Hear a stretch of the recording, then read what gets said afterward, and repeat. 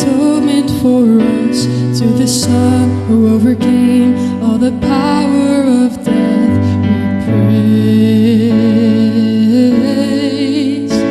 For the stripes, for the wounds, for the beating you bore, for the tears, for the blood that was willingly poured, for the merciful, wonderful majesty of your love.